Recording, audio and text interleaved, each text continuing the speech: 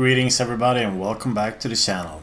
Today I'm going to tell you guys about the time when I created an album cover, or a cover for a 7-inch vinyl single to be more specific.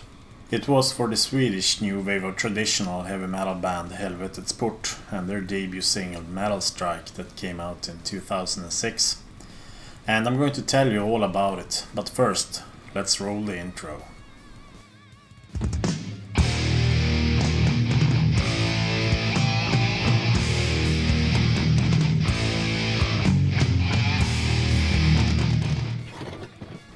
Helvetets Port is a Swedish heavy metal band. They were one of the absolute first to bring back that early 80s sound and aesthetic to metal, alongside a few other Swedish bands such as Enforcer, Ram, Portrait and Wolf, and of course a handful of bands abroad.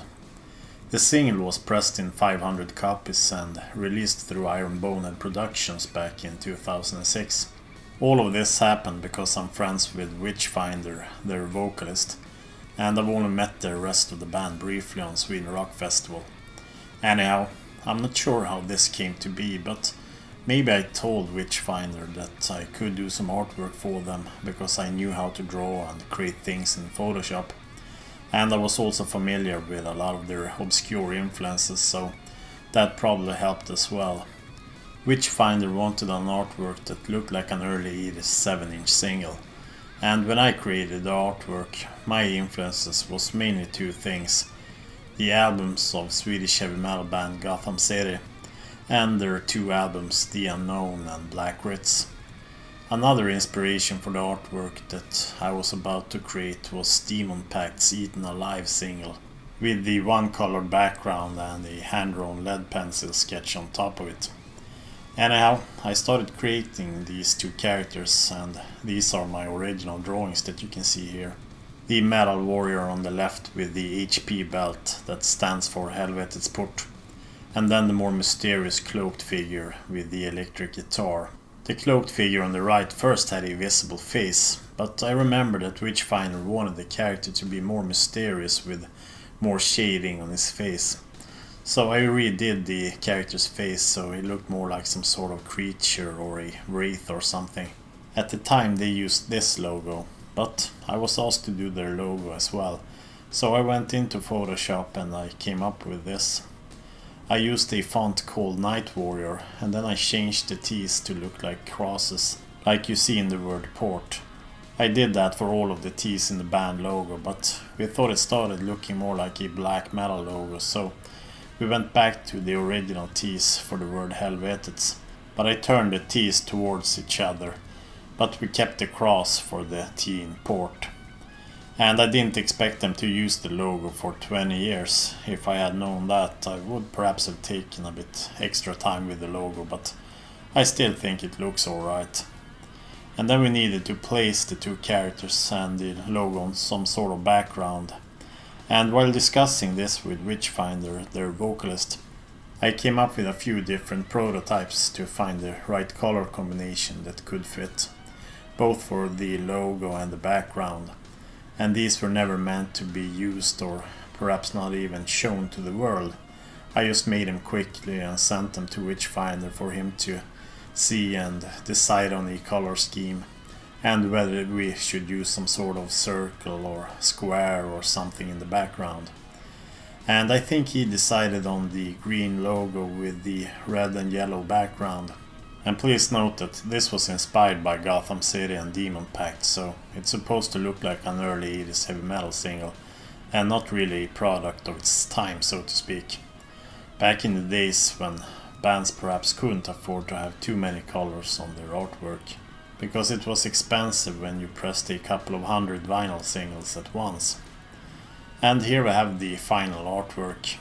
I remember that people thought it was ugly, but yeah, this is what it's supposed to look like. Maybe it didn't fully capture the look of your underground metal single from 1982, because it was photoshopped, but it was supposed to look like it wasn't. And I also have the single here so we can check it out together. And I think it turned out like we wanted to, but at the same time I know I could create something better looking these days, even though, as I said, it's supposed to have a more simplistic look to it. We also put the Metal Strike title there in a thick font, just like Gotham City's The Unknown. And this album also has a backside, believe it or not, where we have an image of the band, Inquisitor, who is no longer in the band, and he was also in portrait for a while. And then we have Witchfinder and O Thunder, who are still in the band some 16 or 17 years later. And there are 3 songs on this single: Swing the Studded Mace, Heavy Metal Night, and the Swedish song called Hårdrockens Förkämpe, loosely translated into Hard Rock Champion or Hard Rock Advocate or perhaps Hard Rock Warrior.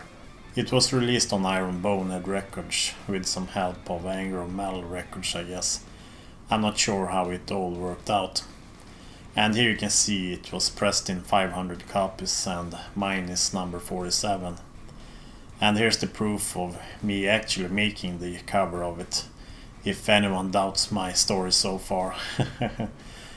We can also have a look at the actual vinyl, and it's a picture of the Helvetets Port warrior from the artwork with the logo, and it says side A on this side and side B on the other.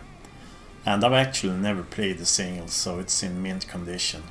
I've had the MP3s ever since it was released, so it has just been sitting here in my collection for the last 17 years or so. And we also have a white inner sleeve here, and the vinyl single cover is kinda basic. But yeah, this was such a cool experience to be part of, since I really like Helvetets Port and their music, so that makes it even better. And since then I've briefly dipped my toes into creating some cover arts again. I once tried to make an Ed Replica styled thrash metal album cover. This one was never used, so that's why it just says band logo and album title. And I was also in contact with a progressive metal band called Illiad, and I created this logo and the cover for their debut album.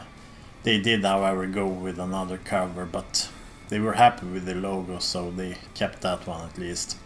These 2 covers have nothing to do with the Helvetets Port cover, but I just wanted to show off a bit, if you thought the Helvetets Port cover looked kinda basic. And if anyone needs an old school heavy metal cover, then you can contact me in the comments below. I'm open for suggestions if I think your music is cool. But back to Helvetets Port again. I'm wondering if you guys have heard Helvetets Port and their single Metal Strike. Are you aware of it? Let me know if you're familiar with it and what you think of it down in the comment section below. And if you haven't heard it, I can put a link to it down below as well, so that you guys can check it out, which I really think that you should, since it's such a cool single and a part of early new wave of traditional heavy metal. And feel free to hit that like button and subscribe if you're new. Your interactions is what drives this channel, so I'm thankful when you guys hit that like button. I'm also on Patreon if you really want to help me spread some old school heavy metal to the masses, like the Horsemen of the Apocalypse. And you can find all the necessary links down in the video description below. And that's all from me, so thanks for watching, and I'll catch you guys in the next one. Cheers.